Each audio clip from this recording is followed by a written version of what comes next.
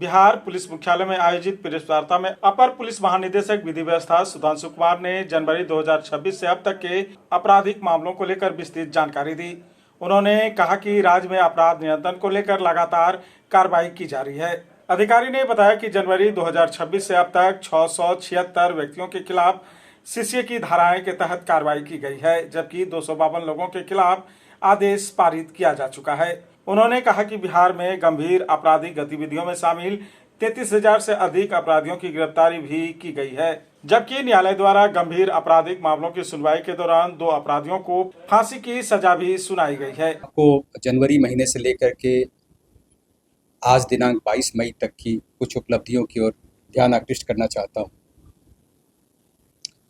मुख्य रूप से जो प्रिवेंटिव सेक्शंस हैं, जैसे धारा 107 इसमें संपत्ति जब्ती का प्रावधान है नए क्रिमिनल लॉ में,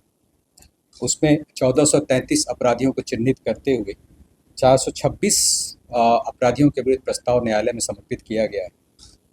और इसमें से 103 अपराधियों के विरुद्ध माननीय न्यायालय में कार्रवाई विचाराधीन है। 4 के विरुद्ध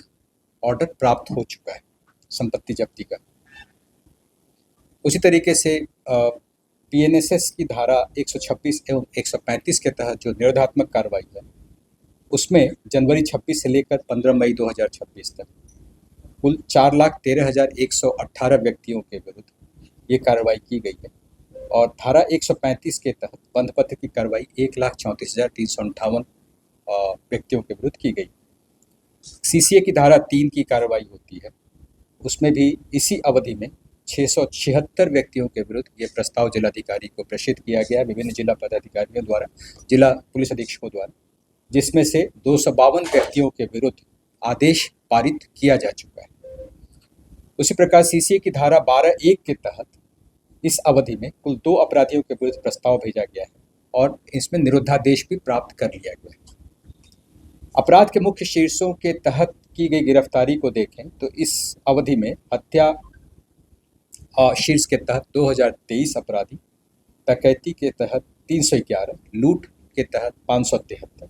SC/ST के तहत 1572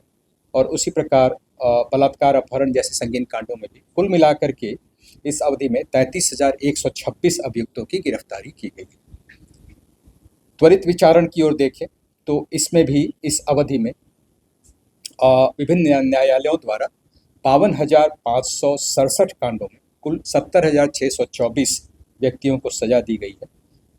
जिसमें 2 व्यक्तियों को फांसी, 453 व्यक्तियों को आजीवन कारावास, 253 को 10 वर्ष से अधिक की सजा, 651 व्यक्तियों को 10 वर्ष से कम की सजा और 981 व्यक्तियों को 2 वर्ष तक की सजा एवं अन्य को जुर्माने की राशि से सजा दी गई है। इसकी चर्चा मैं पहले भी प्रेस कॉन्फ्रेंस में कर चुका हूँ। विधि व्यवस्था को प्रभावित करने वाले अन्य मामलों में जैसे सांप्रदायिक हिंसा के 57 मामले, पुलिस पर हमला के 1,065 गिरफ्तारी, भीड़ द्वारा हिंसा के कुल 4 और हर्ष फायरिंग के कुल 20 यानी कुल 1146 अभियुक्तों को गिरफ्तार किया गया है। खास करके हर्ष फायरिंग की घटनाओं पर नियंत्रण के लिए जो यहाँ से स्थायी आदेश 3/23 दिनांक 27/6/2023 को निर्गत किया गया था, उसके बाद से इस पर काफ़ी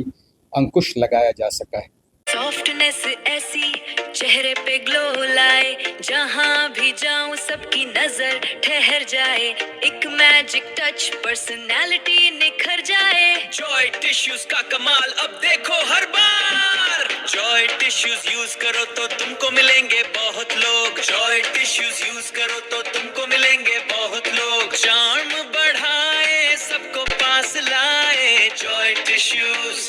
जॉय टिश्यूज। आपके शहर का एक विश्वसनीय ब्रांड, उपयोग करते समय अपनेपन का एहसास। Joy tissue paper